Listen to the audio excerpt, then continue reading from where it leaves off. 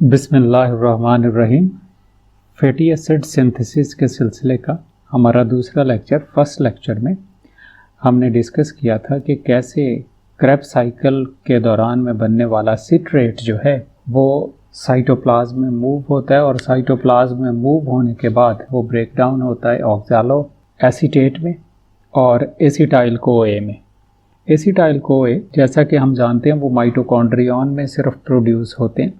तो यहाँ पर सिट्रेट के बाहर आ जाने की वजह से तो सिट्रेट जब ब्रेक डाउन होता है तो वो बनाता है एसीटेट और एसीटेट के साथ मिलता है कोए, तो दोनों मिल के एसिटाइल कोए बनाते हैं in the presence of citrate lyase. और ये जो एसिटाइल कोए है वो फिर ACC एंजाइम जो है उसे कन्वर्ट करता है मेलोनाइल कोए में। तो मेलोनाइल कोए जो है वो एक्ट करता है as a precursor for the synthesis of fatty acids. तो ये जो मेलोनाइल कोए है 3 कार्बन का कंपाउंड और ये डाइकार्बोक्सिलिक एसिड मेलोनेट से मिलकर बना हुआ होता है और ये बाउंड है टू दैट ऑफ द कोए एक साइड से। और जैसे अभी हमने डिस्कस किया कि प्रीकर्सर के तौर पर एक्ट करता है फैटी एसिड्स में, तो इसका कोई और मेटाबॉलिक रोल नहीं है इसके अलावा हमारे साइटोप्लाज्म में या प्लांट के साइटोप्लाज्म में।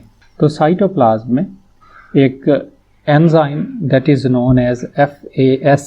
तो ये जो FAS है फैटी एसिड सिंथेज एंजाइम, जिसे हमने ये ऐसे ब्रैकेट से रिप्रेजेंट कर लिया है, 2 आर्म हमने उसके बनाए। तो ये कैरी आउट करता है chain elongation steps of the fatty acid biosynthesis. तो ये रिस्पॉन्सिबल है कि ऐड करता है कार्बन मुसलसल इन मेलोनाइल को लेके और एक लंबी चेन जो है फैटी एसिड की बनाता है। तो असल में ये जो फैटी एसिड सिंथेज है ये मल्टी एंजाइम कॉम्प्लेक्स है कि काफ़ी सारी प्रोटीन्स या काफ़ी सारे एंजाइम्स का एक कॉम्प्लेक्स है। और ये जो मल्टी एंजाइम कॉम्प्लेक्स है मैमल्स में, ये जो फैटी एसिड सिंथेज है 2 सब यूनिट इसमें मौजूद है और दोनों सब यूनिट्स जो हैं उनमें मल्टीपल एंजाइम एक्टिविटीज़ हैं। जबकि बैक्टीरिया और प्लांट्स जो हैं उनमें इंडिविजुअल प्रोटीन्स होती हैं जो कि एक दूसरे के साथ एसोसिएट होकर लार्ज कॉम्प्लेक्स बना देती हैं इस एक एंजाइमेटिक कॉम्प्लेक्स जिसका नाम है फैटी एसिड सिंथेज। तो फैटी एसिड सिंथेज में एक आर्म जो है उसका या एक एंड जो है that is called as ACP। ACP means acyl carrier protein. और इस एसाइल कैरियर प्रोटीन्स में भी एंड पर प्रेजेंट है पेंटोथिनेट ग्रुप। वो पेंटोथिनेट ग्रुप जो है वो एसोसिएट होता है मेलोनाइल कोए या एसिटाइल कोए के साथ। जबकि जो इसका सेकंड एंड है that have the cysteine residue. और इस सिस्टीन रेजिड्यू के एंड पर भी ज़ाहिर सिस्टीन ऐसा अमीनो एसिड है हमें पता है जिसमें प्रेजेंट होता है sulphur as the functional group. तो उसमें भी एक एंड पर SH प्रेजेंट है। तो ये जो फैटी एसिड सिंथेटेज एंजाइम उसके 2 एंड हैं, एक ACP एंड और एक सिस्टीन एंड। तो फर्स्ट वन ये एसिटाइल कोए जो है वो इसके साथ अटैच होता है और ड्यूरिंग द अटैचमेंट ये जो एसिटाइल कोए है जब इसके साथ मिलेगा तो इसका कोएंजाइम A जो है वो रिलीज़ हो जाता है। तो अकेला बाकी बचता है एसीटेट। और ये जो एसीटेट है जो कि अब सिर्फ 2 कार्बन कंटेनिंग कंपाउंड था, तो एक हमने ये रिप्रेजेंट कर लिया CH3 और दूसरा ये कार्बन जिसके साथ प्रेजेंट है एक डबल बॉन्डेड ऑक्सीजन। तो ACP के साथ ये जो है वो अटैच हो जाता है और एसिटाइल कोए जो है वो उसको अटैच करवाया ACP के साथ एक एंजाइम ने that is known as acetyl transacylase. तो ये था इसका first step towards the synthesis of fatty acids. Second step में ये जो एसीटेट ग्रुप है ये ट्रांसफ़र हो जाता है ACP एंड से ट्रांसफ़र होके चला जाता है सिस्टीन एंड तक। ACP एंड जो है वो फ्री हो जाता है फैटी एसिड सिंथेज एंजाइम का। अब ACP जो है वो इस काबिल है कि वो एक्सेप्ट कर सके एक और कार्बन कंटेनिंग जैसा कि है मेलोनाइल कोए। तो मेलोनाइल कोए SH जो है उसमें से भी कोएंजाइम A तो हो जाता है रिलीज, बाकी ये जो 3 कार्बन का कंपाउंड मेलोनेट है ये अटैच होता है यहाँ से इस ACP के साथ। 3 कार्बन कंटेनिंग मेलोनेट जो है वो ऐड हो गया इस FAS के साथ। उसके एक एंड पर ऑलरेडी सिस्टीन एंड पर 2 कार्बन पहले से एडिड हैं एसीटेट की फॉर्म में, और 1, 2 और 3 कार्बन कंपाउंड जो है मेलोनेट वो ACP एंड पर ऐड हो जाता है, और ये एडिशन जो है इसे कैटालाइज करता है मेलोनाइल ट्रांसफेरेज। नेक्स्ट स्टेप है कंडेंसेशन एंड डीकार्बोक्सिलेशन। डीकार्बोक्सिलेशन से मुराद है कि release of the carbon dioxide. तो इस मेलोनेट एंड से एक कार्बन डाइऑक्साइड जो वो रिलीज़ होती है, जिस वजह से बाकी ये 2 कार्बन का कंपाउंड जब बच जाता है। और अब ये जो 2 कार्बन का कंपाउंड बचा, ये दोनों कार्बन जो हैं वो ट्रांसफ़र भी होते हैं, कंडेंसेशन भी होती है साथ में। तो कंडेंसेशन के प्रोसेस में यहाँ से ACP एंड से दोनों कार्बन उतरते हैं और उतर के वो अटैच हो जाते हैं सिस्टीन एंड पर। तो सिस्टीन एंड पर अब ये 4 कार्बन अटैच हो गए।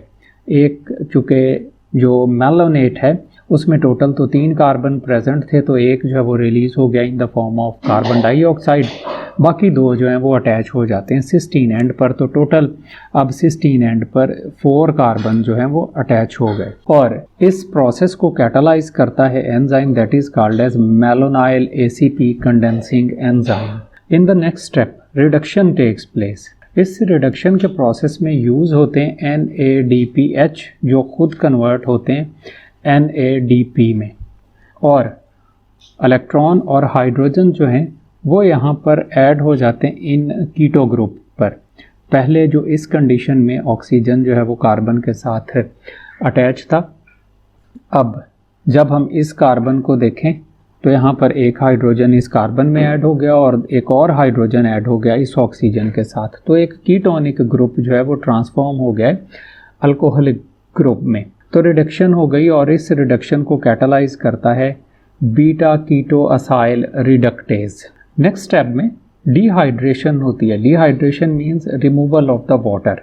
जैसे तो वाटर का एक मॉलिक्यूल इसमें से रिलीज़ हुआ, वाटर रिलीज़ होता है, ये वाला हाइड्रोक्सिल ग्रुप और साथ वाले एडजेसेंट कार्बन से एक हाइड्रोजन जो है दोनों मिल के एक वाटर मॉलिक्यूल बनाते हैं। तो वाटर मॉलिक्यूल की रिलीज से कार्बन कार्बन के दरमियान में एक डबल बॉन्ड जो है वो ऐड हो जाता है, अनसैचुरेशन आ जाती है कि एक कार्बन से जब हाइड्रोजन दूसरे कार्बन से हाइड्रोक्साइड रिलीज़ हुआ तो दोनों में एक एक इलेक्ट्रॉन फ्री आ गया, दोनों एक दूसरे के साथ मिलके बॉन्ड फॉर्मेशन कर लेते हैं, तो एक अनसैचुरेशन या डबल बॉन्ड बन जाता है। और enzyme that is responsible for removal of this water molecule, उसका नाम है beta keto acyl ACP dehydratase. Dehydratase means removal of water करता है, ये इसी वजह से हमने इसको नाम दिया डिहाइड्रेटेज का। नेक्स्ट वन स्टेप है अगेन इस अनसैचुरेशन को ख़त्म करने का। अनसैचुरेशन को ख़त्म कैसे करते हैं? एडिशन ऑफ हाइड्रोजन करके। तो नेक्स्ट स्टेप में भी एक NADH जो है वो यूटिलाइज होता है और ख़ुद कन्वर्ट होता है NADP में, NADPH यूटिलाइज होता है और NADP में कन्वर्ट होता है, और इसमें से निकलने वाला एक हाइड्रोजन जो है इस कार्बन पर और दूसरा हाइड्रोजन जो है इस कार्बन पर अटैच होता है। तो यहाँ पर इस कंपाउंड और इस कंपाउंड में हम देखें तो 2 हाइड्रोजन की एडिशन की वजह से कार्बन कार्बन के दरमियान में डबल बॉन्ड जो ख़त्म हो गया, अब वो बन गया है carbon carbon single bond cysteine end पर। तो एक साइकिल के एंड पर सिस्टीन वाली साइड पर 4 कार्बन जो हैं वो अटैच हो गए।